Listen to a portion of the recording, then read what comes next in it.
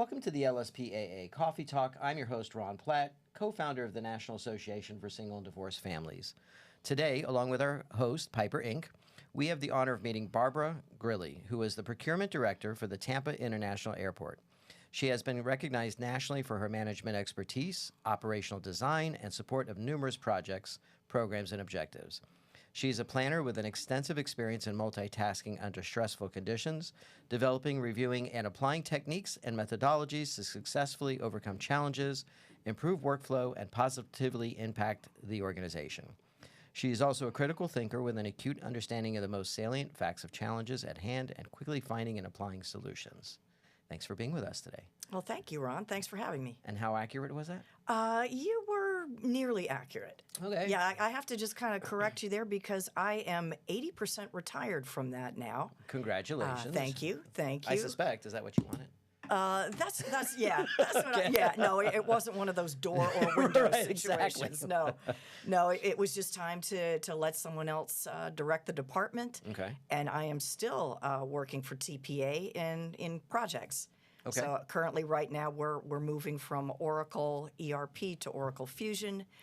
The whole procurement database is moving, so they wanted me to help. Tell me what a procurement person does. I've never heard of that before. So we provide everything an organization needs, from supplies to services. Every contract is different. Okay. I know in Leadership St. Pete, we worked with a lot of folks in real estate. Yeah. Pretty standard contracts, but from one day to the other, we may be buying art pieces, construction, fleet, warehouse items, filters, tires, all kinds of things. For the planes, for the supply chain? For supply chain, anything that the airport needs to run, basically to manage operations. How'd you get involved in that? How did that start? Nobody, when they're a child, says, exactly. When I grow up, I want to be in procurement. They're out there, on the playground going, I want to be, no, that doesn't You were happen. gathering everything, right? Like Yeah. you were out there with the toys gathering things. Exactly. Here, you want a piece of candy? Right. You want a piece of candy? No. Yeah, no. I can get you one of those. Exactly. I got a connection. No, I always liked, getting things together and always was an organized person. I actually started out in advertising and marketing and graphic design. Okay. So I do have kind of a design bend. Right. And I came back from college, went to University of Florida, and I was working in advertising. Okay. And I was buying supplies for the agency. And I'm like, yeah, I can do this. Right. Things were slow at the agency and just kind of transitioned into procurement. And if you ask, you probably don't know any other procurement people. No, that's why I was asking. But if you meet them, ask them how they got in, and they'll say, well, I was doing something, and I kind of wandered into procurement. Yeah. So that's basically how people find it. Yeah, I know that I didn't grow up wanting to be an insurance guy. My mother was an interior designer, and I used to watch her when she was in school at the drafting board going, oh, I want to do that. Yeah. Because I was always the kid with the blocks on the floor creating things, or the Lego sets creating stuff, and my parents were always amazed that I never created the same thing twice. And then my mother went into design, and I thought I'm going to be a designer, and she's like, no, honey, you're going to be an architect. They make more money. And I'm like, okay, I'll be an architect, So, and then my dad was in the insurance business, and it was just, he said, no, I think you're going to go into insurance. You don't know what you're going to do when you're a kid. Right.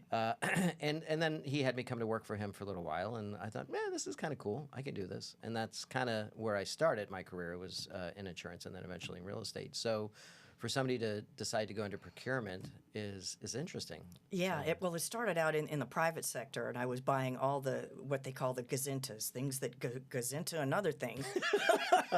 Got it. So circuit boards, buying all the electronics and the sub-assemblies that go into larger products.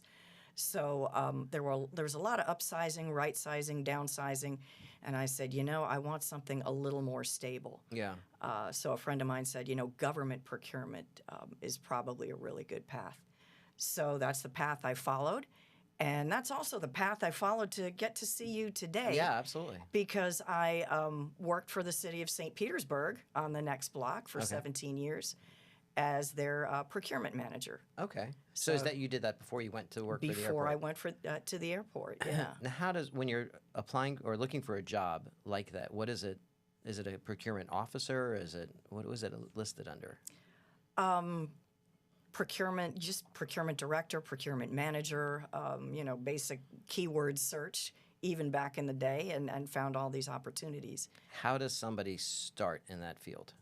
I mean, it's they're looking for an officer. They want you to come in already know where to purchase and get all the supplies and everything in advance, or No, actually, there's a lot of on-the-job training. okay, And a lot of us, myself included, are retiring, are slowly, taking that off-ramp from the procurement career. So a lot of the applicants maybe had some basic business experience. And if they seem to have that kind of acumen, they can pick it up. One of the things that I've been involved in a lot in my career is credentialing. And in public procurement, you get like a certified public procurement buyer, certified public procurement official. yeah, And those, just like other professions, to see those behind somebody's name means they know their stuff. should you get that before you apply for the position? Some actually require that, Yeah. but in this market, you can't always do that because that will block a lot of good applicants and write the application more like within 2 years of employment. So Right. you could probably sit for an exam within 2 years of employment. Plus, the exams themselves have a requirement for the number of years practicing. Got it. Was it a fun job? Was it challenging? It was challenging. It was stressful. It was fun. It was always really cool to be in the room where it happened, Right. especially during the pier. I guess Because you were working for the county at the time. I was working for the city of St. Petersburg, so the time of the pier. the appearance of the pier I saw from the early charrettes, which were the public discussions, which were so interesting, and we would have them in the recreation centers, and it's like, what would you like the pier to look like? Right. And we were talking about architecture. Could you imagine having thousands of people telling you what your living room should look like? Right, exactly. I think they're doing that with the gas lamp district right now. That is Yeah. the same process. So you get the public's opinion. We had a little man, I remember, he brought in a painting that he did himself of this is what the pier should look like. Right. And, and of course that's all, taken in at the meeting. It becomes public record. And, then there's all kinds of designers and they finally arrived at a design that ended up not happening. And then, interesting. And then this current design. So I'm curious how long that process took. Oh my gosh. I've only been here 7 years, so I wasn't Wow. part of that. Way before you got here. Yeah. Let's just say that. Many, many years. And As long as it's taking for the gas lamp district to longer. longer. The idea phase was on and on and on. But what we see today is, the culmination of all these ideas. One thing that I remember was the lens. I don't know if you've ever heard of that. That was the design prior to this successful design. And I think they were designers from California. And I think they thought that the bay was like the Caribbean. Oh, So they did this rendering with this crystal blue, looked like pool water. yeah. And we're like, guys, that's an estuary. It's pea soup green. Right. Right. That's not going to happen. And then they had all these ideas about, oyster shells. We'll put a bunch of oyster shells down there. And it's I'm like, no, glad that's, they didn't do that. that's not going to work. So, you Mermaids, maybe. maybe. Yeah. You got to be like Wiki Wachi. Exactly. Or Web City if you go way back. But yeah, it's interesting to see all those design iterations when you're in the thick of that. Yeah, So. it's again because we're part of that with the gas lamp district right now. Is what is best suited for it? You're basically creating an entire city within a city. Right. I'm from Miami, so we did that in what we call Midtown, which was originally a 25-acre train yard in the middle of the design district around Wynwood. It was just basically an empty yard, and they wanted to figure out how best could they utilize it. And they've done a fairly good job. They've been able to incorporate hotels, condominiums, shops, restaurants, everything to a point where you don't have to get in a car and go. And that is in Miami. You desperately need that Yeah, because that's it takes ideal. forever to get anywhere in Miami. Yeah. So I had a client of mine who thought they wanted to be in downtown Miami, and then when I sat with them, they like trees and they want to be able to walk the dog and they don't want to have to use the car. And I kept saying, we got to move you to Midtown, and they kept fighting me until I brought them there and said, look, let's walk around. There's the park. There's you can walk your dog. It's interesting for them to be doing that here. and how many different revelations it has to go through until they get to the right one. Exactly. And And it takes a while. And just when we Yeah. think that we've nailed it, we get a new mayor who comes in and says, "Yeah, we're going to start over." So I can only imagine what the peer That must is, have gone yeah. through. I mean, therein lies the difficulty of designing in a public Yeah, sector. space. Yeah, So it's going to be interesting, and I hope to see all of those things that you're hoping for too. Yeah. You know, some green space, and who knows, you know, And maybe an event center, affordable housing for sure. affordable housing, you know, all of that. And I think that was actually in their RFP. The And I think the African American Museum, which I thought was fantastic. I'd love to be able to see that. Absolutely, that absolutely has to be a component. Yep. But I think they're down to, last I checked, they were shortlisting down to 4. And you know, and that's the procurement process. Right. You know, you ask for proposals, the proposals come in, you shortlist, you negotiate, you select, you know, you award and select. Now you're retiring 80%. 80%, yes. What are you looking to do in your retirement? Oh, God, travel. Okay. Travel. That is my guilty pleasure. My husband also retired last June. Okay. So we're hoping to, you know, see everything we can. I love it. Because, you know, I think as you get older, your world just gets smaller and smaller for whatever reason. It Yeah. could be health, it could be, you know, finances. So just do it while you can. Absolutely. I'm not near retirement, but I don't ever see myself retiring. I enjoy what I do. So I think that I would come to a point where I'd slow down a little bit, but Yeah. retirement I don't think is in it for me. But what is a passion of mine is traveling and seeing different parts and having perhaps a little pied-à-terre somewhere in Europe or in Italy or something like that. Oh, that would be wonderful. Yeah. Yeah. Definitely want to go back to Italy. It's one of my favorite places. Yep. You're a governess for LSPAA. I'm actually, at this point, I am on the Community Service Committee, Okay. or that's run by Jerwan Green. Yeah. And basically everything. Shout out to Audrey Grounds, Always. who keeps the wheels on the cart Yes. at all times. She's fantastic. And she's doing overall governance. We're planning a lot of things. I think one of the things I wanted to get out on the podcast is the Community Service Committee has been doing some really cool things. Last month, we had Heels to Heal. They were the nonprofit that we selected. We stuffed some goodie bags for their clients. And Heels to Heal works with women and children that have been in abusive situations. And these goodie bags, they may have a journal in them, a stress ball, you know, a teddy bear, things like that. We also dropped in positive affirmations. Melissa, and I'm going to mispronounce her name, I'm so sorry. Melissa Salamanca? Stelzy Oh, Stelsey. Okay. is the CEO of that organization. Got it. Okay. She was very glad that LSPAA was there to help out, and we created a whole bunch of goodie bags for her. All on a Saturday morning. They did a clothes drive recently, didn't they? I remember dropping off a bunch of clothes. Yep. There was also a clothing drive along with Daystar. Yeah. And you were asking about other things I'm doing in my Yeah. retirement. I volunteer, try to do like once a week with Daystar. And they have a big need. They serve our community, and that's just kind of it. I want to continue serving the community. I'm a St. Pete native, and there's not a whole lot of Born and raised. Born and raised, St. Anthony's Hospital. There you go. Yay. So yeah, it's just amazing that the need that is out there in the community. I So do I'll- notice a lot of the okay. nonprofits that are out there are kind of replicating themselves. Yeah. And it seems like they should all be talking to each other so that they're not replicating the same stuff over and over again. What are your thoughts on that? Yeah, my thoughts are kind of yes and no, because a lot of the folks who need these organizations need to travel to these organizations. Right. Daystar is in a pretty good position. They're near a bus stop. They've got a pantry. They've got a clothing closet. And they also assist with utility bills and rent and things for qualified clients.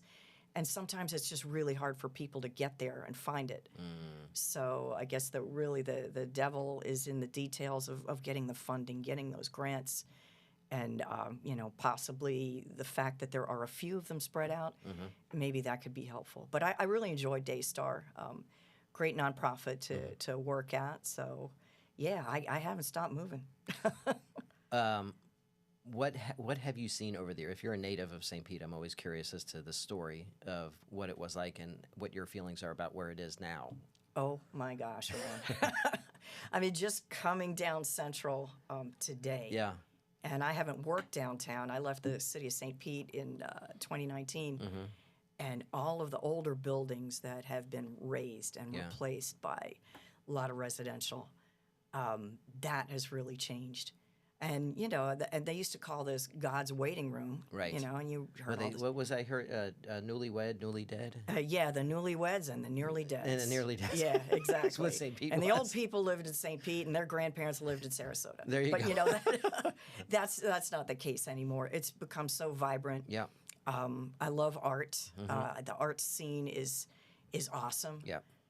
We have the Rays, hopefully, for a while. Welcome back, Rays. Did they decide to come back, or are they still looking at Tampa? I'm not sure. I think they're still looking at Tampa. Yeah. That deal is still kind of in the balance. But I mean, we have them for now, and really, by the time they select a property, and you know, do the competition and build and all of that, it'll probably be a while. Right. So we've got them, and it's so good to see them back this season. The whole Tropicana roof thing after Helene. Yep.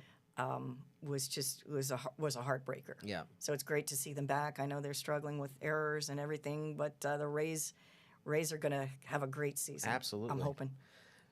Do you see the changes as being positive? Yes and no. Okay. I'm not a fan of traffic. The traffic has become horrendous. We really need to find a way. I don't know. Jury's not all in on Sunrunner. It's serving some folks. Right. But it is more difficult getting downtown, getting anywhere, back and forth anymore. I mean, I'm spoiled because I live 5 minutes. I'm on the south side, so Yeah. I always complain like, oh, it took me 5 minutes to get to work today. The traffic was horrible. You're a lucky man. You're a lucky man. I did that intentionally. Coming from Miami, I didn't want traffic. Yeah, the change over COVID, I think, Right. you know, and they need to like just stop writing these articles about how great a place St. Pete is. Right, exactly. Because over COVID, when you could work from anywhere, they were like, I'm going to work in St. Pete. Yeah. And we noticed that. I mean, everybody coming down. Then I was working at the airport, and that flyover to the George Bean Parkway to get to my office at the airport, they had widened that, and that was great. I mean, I was just sailing into work for maybe 3 months. Right. And then the traffic all came back. Yeah. And we are becoming a real City. We're like, St. Pete and Pinellas County, the most densely populated area in Florida. I know they're So it's- excited about that's not letting up. the ship, the ferry. They have a permanent ferry now, Yeah. going back and forth. But I still think we need some kind of metro rail station, some I kind of agree. above ground transportation that'll I take us from agree. here to Tampa, to the airport. It unfortunately took Miami forever to get one done. And it would be nice while we're in that planning stage to incorporate some kind of mass transit Exactly. other than a bus. And then figure out what they call the last mile. Right. When you get out of that, ferry and you're at the dock, then Yeah. how do you get the other mile to your work or Correct. to whatever, event you're going to. Yeah. So I see that as an absolute must in the future. But I mean, just overall love, that it's a vibrant community even more than before. Yeah. So many cool things, great restaurants. So that part is awesome. Really enjoy Love it. that. How did you get involved with LSP? And you were in So- class of 2014. Yeah. Class okay. of 2014. So I was working for the city, and the city of St. Pete HR was very pro leadership St. Pete. Okay. And I had been working there for like about 11 years, and you kind of need that kind of hard reboot. It's like I've been working with, the same management and day after day, some interesting projects, but I just kind of needed, just kind of a jump start. So it was awesome. I really enjoyed it from day one. And obviously, since I'm still involved, after, class of 2014, which was when we were still the best class ever. We didn't have like a slogan or anything like that. Right. But I mean, we were the best class ever, so we weren't lying. Right. So You know. Okay, So until we the had, 2015 came out. no, I disagree there. But anyway, aside from that, no, we had so much fun, learned so much. Our project was St. Vincent de Paul. We put in a playground, study area, and revamped a lot of things. It was really a great project. Excellent. So after that, I wanted to continue that vibe. So I got on the board, and I served 3 terms on the board. Okay. Interesting story. Josh Schulman was our president at the time, Okay. and he's like, everyone should have a committee. And I was like, all right, I'll be on the technology committee, because we had this horrendous website. No one could figure it out. So here you're trying to serve the community. This is the LSP or LSPAA? This is LSPAA. Okay. And we just redid our logo. I love the logo. Yeah. The logo is awesome. So we had the old logo, and we had this horrendous website that it would, like, everything you had to do was about 23,000 keystrokes. Right. So that was my committee, the IT committee. I'm like, how is this serving the the community? So we decided we were going to sunset that. We're going to get an easier website and kind of reintroduce community projects like people enjoyed in LSP. So as an alum, let's do something to serve the community. Right. So it's like, let's start a community service committee. We did a lot of backpack stuffing, variety of things. We made, peanut butter and jelly sandwiches, handed them out to folks who needed food. One of the weirdest projects was we worked with Boyd Hill Nature Park. Yeah. And we harvested air potatoes. Harvested air Yeah, I'm potatoes. looking at your face on that. Because potatoes grow in the ground. They're air potatoes. So they're like, no, not like Air Jordans. They're like air potatoes. They're like on the ground. Okay. They're an invasive species, and they were all over the park. Huh. So the city needed help, and we're like, yeah, we'll come out there. A bunch of Is it edible? No. No. Don't even try it. Don't even try it. But anyway, they harvested a whole bunch of air potatoes. Okay. The city was happy. We did a nice thing. So that was great. And, I was just telling you about the Heels to Heal project. Yeah. And coming up the 25th of this month, we're going to do, and hopefully we get a whole lot of people registered to help out at the Lincoln Cemetery. We have a cleanup day. Okay. And we're going to restore some historic markers. Now, where's the Lincoln Cemetery? It's actually in the city of Gulfport. Ah, okay. But the cool thing is there are a lot, it's filled with St. Pete history. Yeah. A lot of St. Pete founders in there, and it's kind of been neglected. This is its 100th year. It started in 1926, and they just don't have the manpower to keep up with the maintenance. So we did, LSPAA did a small project out there, I guess about a month or 2 ago, and we were able to get some done, but we want to go out and continue. There's going to be some other organizations out there helping, but it's really cool, the whole before and after thing, and some of the monuments are like artwork. I've walked one really at Rozier Park. That cemetery in there is very cool. Yeah. Because some of them date back to 1800s, early 1900s.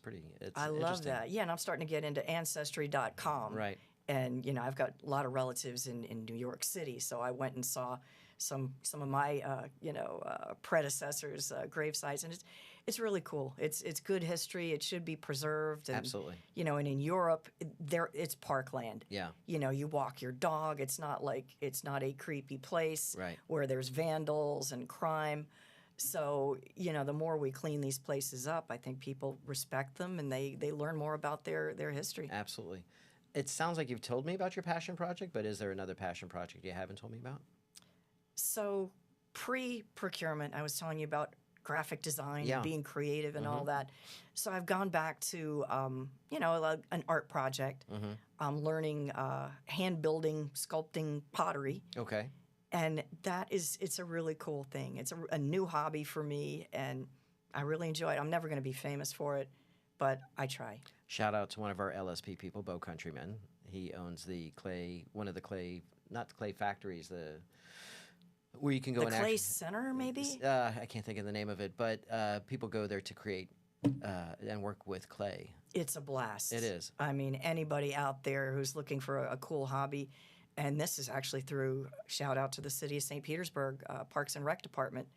Azalea Rec. We've got a great teacher, Okay. and there's a whole bunch. There's like 8 of us around a table every Monday, and and you just talk about life, and Yep. you sculpt things, and It's funny because It's when good. when I go to, have you been to Painting with a Twist? yes. So every time I go, for some reason, when I paint, I get depressed. Oh no. I don't like it. Now, my husband and I went to the Marine Arts Center to do the clay pottery stuff, and I loved it. He hated it. It made him depressed. And he's an artist, right? So Wow. for You him, know, some painting people is are great. 3D, some people are not Absolutely, I 3D. like That's- working with my hands and creating things with my hands.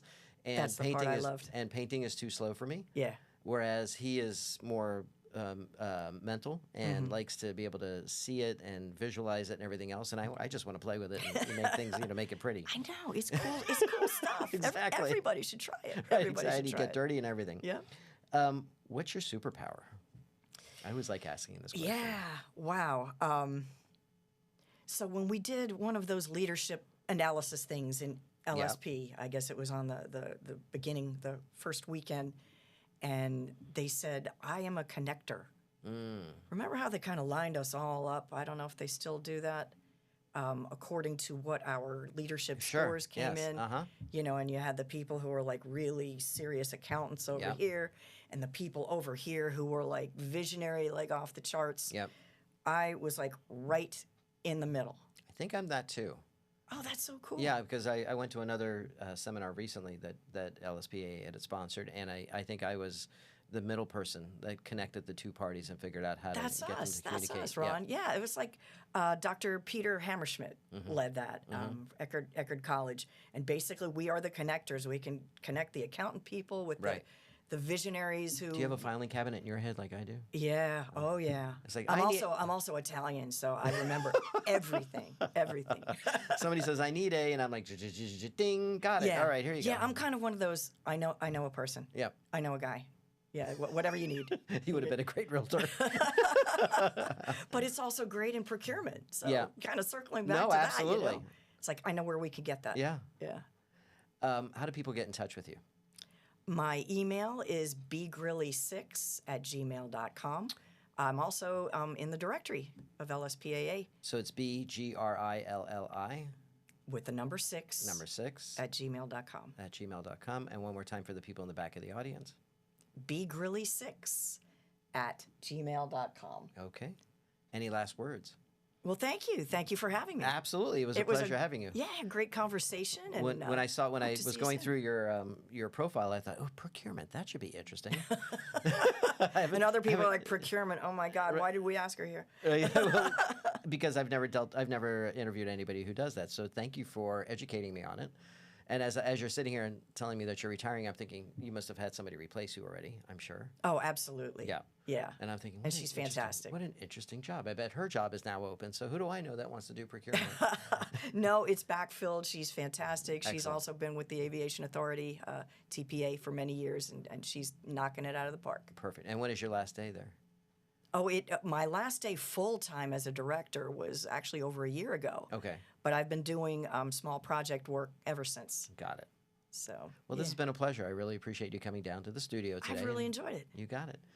This has been another LSPAA Coffee Talk. We now have our Coffee Talks coming out every other week, and you will find it again on Facebook and on YouTube. So please check us out. Every episode is on there. We look forward to having you on our show. If you would like to be on the show, just reach out to either Audrey or myself. You can reach me at ronaldhplatt@gmail.com or Audrey Grounds, and everybody knows how to get in touch with Audrey. Everybody does. Everybody does. Yes. Thank you again. Thank you, Ron.